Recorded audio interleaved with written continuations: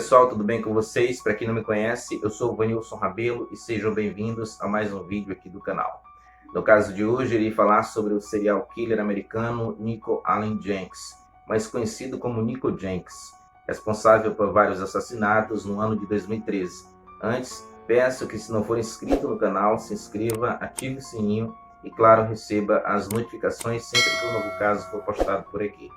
Como vocês já sabem, o Arquivo Criminal com Vanilson Rabelo se uniu a outros criadores de conteúdos criminais em uma parceria super bacana aqui na plataforma que falam da mesma temática, ou seja, esse mesmo nicho, no qual chamamos. E no destaque de hoje, apresento-lhes o canal Horror das Minas, com casos apresentados por Naka e também pela Jane. Tenho certeza que você vai gostar dos conteúdos que também são publicados por lá. Então, sem mais enrolação, vamos ao caso de hoje. Eles possuem características únicas que os diferenciam de um assassino comum. Eles praticam crimes com padrões desumanos e cruéis, e quando julgados, não assimilam a gravidade de seus atos ou mesmo a punição recebida. Esse é o mundo sombrio dos serial killers. Sejam bem-vindos ao Arquivo Criminal.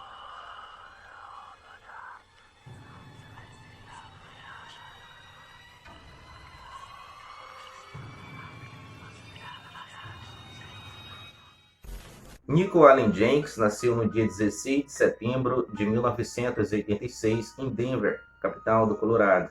Quando criança, Jenks, assim como outros serial killers, durante sua infância teve uma família conturbada, problemática e que antes mesmo de seu nascimento já era envolvida no mundo da criminalidade.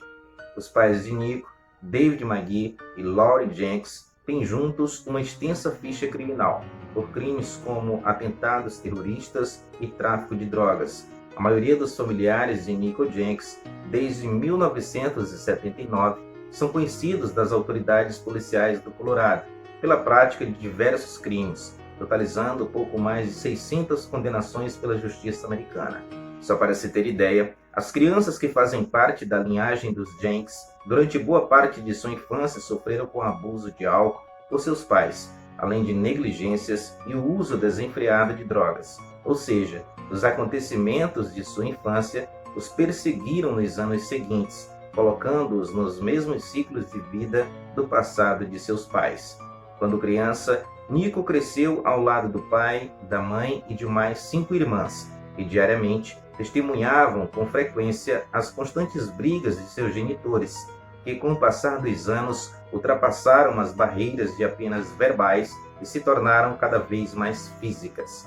Aos 8 anos de idade, Nico Jenks passou por alguns exames e os resultados constataram que ele sofria de diversos traumas. Entre eles, irei listar alguns: violência sexual, abuso de conduta, transtorno de personalidade antissocial, abuso de substâncias tóxicas, violência, ansiedade e pesadelos. De acordo com o especialista, Jenks também sofria de terrores noturnos, que posteriormente faziam com que ele fizesse xixi na cama, isso por conta dos traumas que ele sofreu quando ainda era mais novo. Um ano antes, aos 7 anos de idade, Nico foi apreendido pela primeira vez. O crime: portar e levar uma pistola calibre 25 para a escola. A arma seria apenas para assustar alguns coleguinhas de classe. Porém, antes que ele tivesse a oportunidade de cometer algo irreversível, foi detido e encaminhado às autoridades policiais. Ali, seu nome era fichado pela primeira vez. Após sua apreensão, Nico foi levado para uma espécie de orfanato, onde permaneceu até seus 11 anos de idade, quando foi expulso de lá. O motivo? Bem, esse já sabemos. Vários episódios de violências cometidos por ele contra outras crianças da mesma instituição. Aos 13 anos, Nico já tinha largado a escola, não era mais visto com frequência na sua unidade de ensino. Nesta idade, já possuía também algumas passagens pela polícia, pela prática de diversos assaltos, utilizando como instrumento dos crimes armas de fogo. Pouco tempo depois de completar seus 15 anos de idade, Nico também foi detido e encaminhado até um centro de detenção para menores. Isso porque quase matou um outro adolescente utilizando como arma um cabide. Após ser libertado no mês de agosto de 2001, Nico Jenks foi morar com Laurie Jenks, sua mãe. Porém, voltou a praticar novos crimes, como assaltos à mão armada e agressões físicas, tendo assim sua liberdade condicional revogada pela Justiça do Colorado. 12 meses se passaram, Nico foi solto, mas, ao invés de mudar de vida, voltou a cometer novos crimes. Primeiro, ameaçando todas as pessoas em sua volta, inclusive seu próprio pai, no qual, dentro de casa, Nico o colocou sob a mira de uma espingarda, ameaçando tirar sua vida. Após isso, Nico Jenkins, utilizando um revólver calibre 38, acabou tomando 2 carros. Uma das vítimas tinha rejeitado dar uma carona para ele. Meses depois, ele mais uma vez foi preso, acusado destes crimes. Na cadeia, Nico participou também de uma rebelião, acumulando assim outras condenações em seu desfavor. 5 meses após isso, ele recebeu autorização para participar do funeral e enterro de sua avó. Porém, após o funeral, ele agrediu repetidamente um agente penitenciário que o acompanhava. Por conta desses crimes, Jenkins foi condenado a passar 21 anos em regime fechado. Mas na metade desse tempo cumprido em regime fechado, recebeu condicional no dia 17 de julho de 2013, por conta das leis do estado de Nebraska.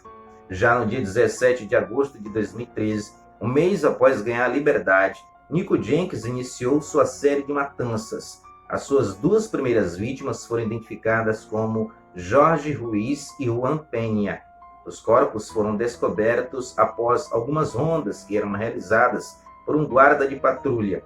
As vítimas foram baleadas 2 vezes na cabeça e seus corpos foram encontrados dentro de uma caminhonete branca na beira da estrada. Investigações de peritos constataram que as vítimas sofreram crime de latrocínio, que na verdade é o roubo seguido de morte, já que seus bolsos estavam revirados e sem suas carteiras, assim como partes do painel do veículo.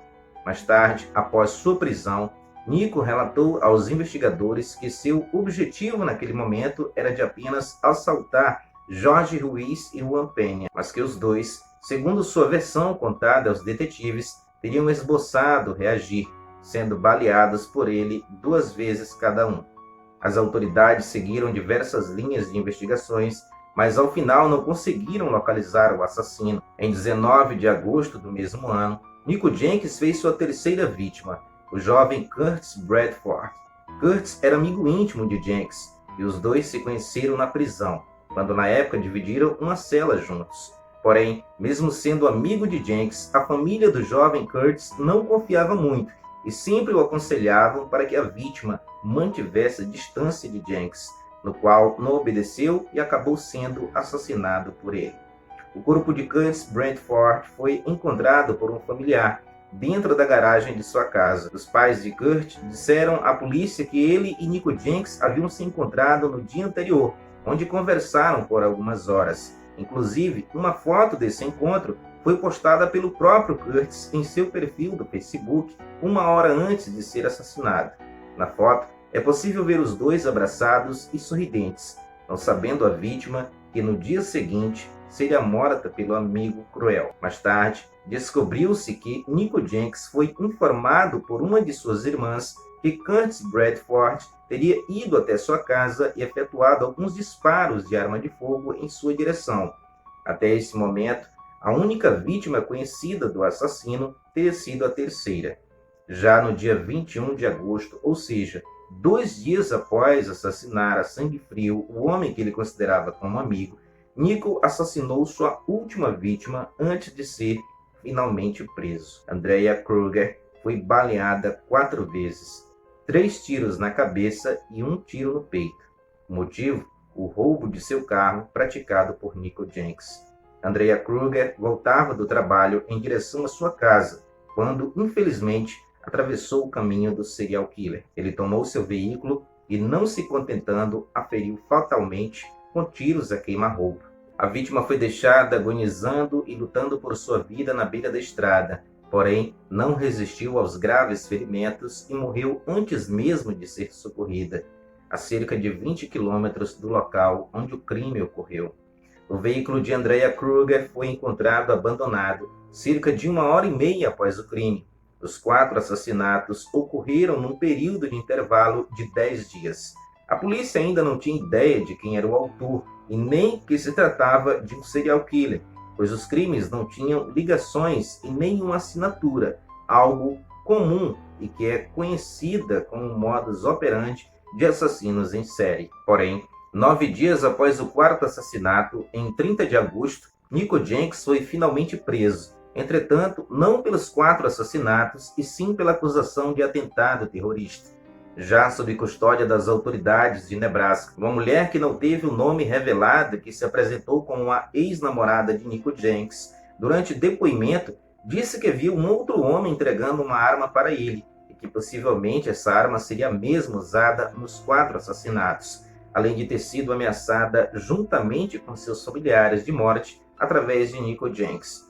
Ela disse que seu ex-namorado chegou a dizer que enviaria seres demoníacos para sua casa, tendo em vista que ele se considerava um servo de Deus Apophis, uma criatura em forma de serpente que combate o Deus Ra, sempre ao cair da noite, sendo morta, porém ressuscitando a cada novo dia. Apophis é um deus da mitologia egípcia. Com Nico Jenks preso e com essas novas informações, os detetives descobriram imagens de câmeras de segurança de uma loja de armas, onde mostra uma mulher acompanhada do serial killer comprando munições e entregando para ele. No dia 3 de setembro, durante uma tarde, e confrontado no interrogatório, o assassino disse que os autores dos assassinatos teriam sido seus primos e não ele. Em seguida, ele relatou que os crimes teriam sido um sacrifício ofertado por ele ao deus egípcio Apophis, o qual ele se considerava servo. Depois disso, mudou de depoimento, dizendo que era uma vingança contra o sistema de governo e penitenciário, dizendo que era um homem doente que não foi tratado a tempo antes de cometer os crimes. No decorrer das investigações e a cada novo depoimento de Nico, ele relatou papéis importantes de seus familiares durante o cometimento dos 4 assassinatos. Sua irmã, Erica Jenks, sua mãe, Laurie Jenks, um tio, sua prima, Christina Bordeaux, além de um outro primo, estavam todos presentes durante cada crime. Inclusive, o primeiro tiro que atingiu o jovem Curtis Bradford, quem efetuou foi a irmã de Nico, Erica Jenks. Sua mãe, Laurie Jenks, foi identificada como a mulher que aparece nas imagens de segurança, comprando as munições para o filho assassino. Christina Bordeaux e um dos tios de Nico, além de um outro primo, foram apenas de espectadores do caos. Exatos 12 anos atrás das grades, no mês de abril de 2015, Nico iniciou uma série de cortes pelo seu corpo. O rosto foi o primeiro local. Utilizando uma navalha, ele tentou, sem sucesso, escrever os números 666 na testa. Porém, com o espelho invertido no reflexo, ele acabou escrevendo o número 9 3 vezes. No dia 27 de junho do mesmo ano, ele cortou a língua ao meio para ficar parecida com a língua de uma serpente, em especial a do deus Apophis, além de escrever a palavra Satã na testa. 3 meses depois, usando uma faca, sabe-se lá como ele teve acesso à arma dentro da prisão, Nico Jenks decepou o próprio órgão genital ao meio. Segundo ele, no momento que ele decepava parte de seu órgão genital, ele ouvia a voz do deus Apophis, e que a mutilação serviria para que ele ficasse cada vez mais parecido com a serpente da mitologia egípcia. O resultado na mutilação, 27 pontos, foram precisos para saturar o local do corte. Os promotores acreditavam que àquela altura já possuíam provas suficientes para levá-lo a julgamento. Porém, os advogados do serial killer de 29 anos alegavam em juízo que Nico era mentalmente incapaz de responder por ele. A corte, claro, ouvindo o clamor da população de Nebraska, não aceitou as recomendações da defesa. Em maio de 2017, 3 juízes condenaram Nico Allen Jenks à morte pelos 4 assassinatos, além de uma pena de 500 anos de prisão por outras acusações. Durante a sentença, Nico disse que não era louco, porém, antes do veredito final, ele sorriu e até falou em línguas estranhas.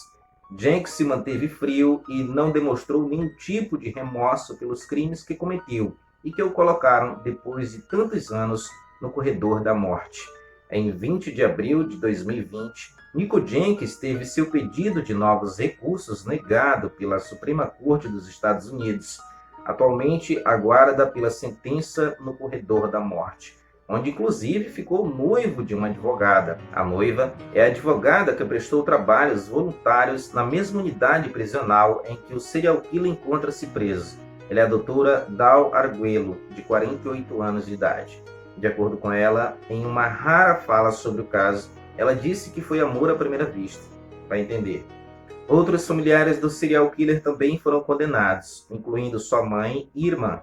Sua mãe, Lauren Jenks, foi condenada a passar 10 anos atrás das grades. A prima, de 20 anos, o tio, de 40 anos, e a irmã de Nico, Erica Jenks, que efetuou o primeiro tiro que matou Curtis Bradford, recebeu a segunda pena mais alta depois do irmão. Ela foi condenada à prisão perpétua. Bem, pessoal, por hoje é só. Muito obrigado por assistir até o final. Se gostou desse caso ou se já o conhecia, deixe seu comentário aí embaixo. Se puder, deixe também o seu like. Se não, eu agradeço mesmo assim. Antes de encerrar, te convido a se inscrever no canal se não for inscrito. E, claro, ativar o sininho para receber as nossas notificações sempre que um novo vídeo for postado por aqui. Valeu e até o próximo caso aqui no Arquivo Criminal com Vanilson Rabelo. Fui!